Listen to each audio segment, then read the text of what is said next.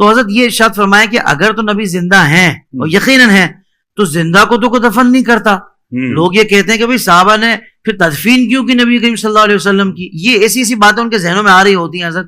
پہلے تو ان کے آنا پر مجھے حیرت ہو رہی ہے کہ ایسی باتیں ذہنوں میں آ رہی ہیں وہ بھی اپنے نبی کے لیے.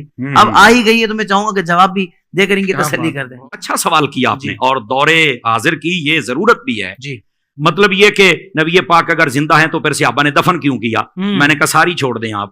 شہید زندہ ہوتا ہے؟ کہا بالکل. تو میں نے کہا جتنے کائنات میں شہید ہوئے دفن کیا کہ نہیں کیا؟ اس کا جواب دو مجھے. قرآن مجید ہے نا, قرآن سے جواب دے دیا. میں نے قرآن سے جواب. اب کوئی میدان میں نکل کے بات کرے. خدا کا خوف کرو یار, کیا کر رہے ہو تم لوگ؟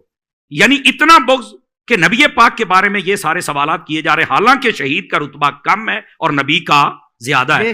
تو جب کم رتبے والا زندہ ہے تو جس کا سب نبیوں سے بھی زیادہ ہے, پھر وہ کیوں نہیں زندہ ہے؟ اچھا دوسری بات, میں نے کہا یہ میں تمہارا شوق پورا کر دیتا ہوں کہ تم کہتے ہو کہ زندہ تھے تو پھر دفن کیوں کیا. میں نے کہا جو مردہ ہوتا ہے نا اس کو آگ لگائی جاتی, کسی بھول میں نہ رہنا. اس بات کو نوٹ کیا جائے, جن کے مر جاتے ہیں وہ آگ لگاتے ہیں اپنے ہاتھوں سے. ہم جو دفن کرتے ہیں نا وہ زندہ سمجھ کے کرتے ہیں. کہتے ہیں مولانا وہ کیسے؟ سن لیجئے. اور یار مجھے بتاؤ اگر زندہ نہیں ہے تو قبر میں اٹھ کے سوالوں کے جواب کون دیتا ہے؟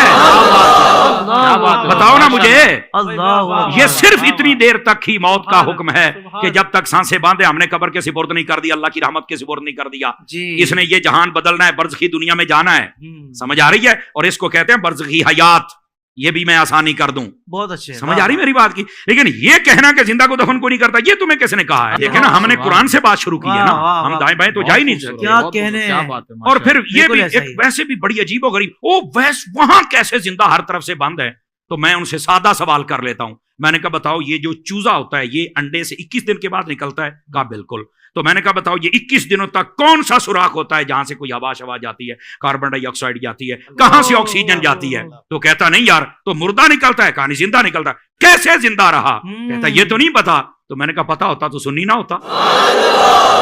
بھئی جو رب ایک چوزے کے لیے سب انتظام کر سکتا ہے وہ مدینے کے تاجدار کے لیے نہیں کر سکتا. وہ زندہ ہے, تو زندہ ہے واللہ, تو زندہ ہے واللہ, میرے چشم عالم سے چھپ جا.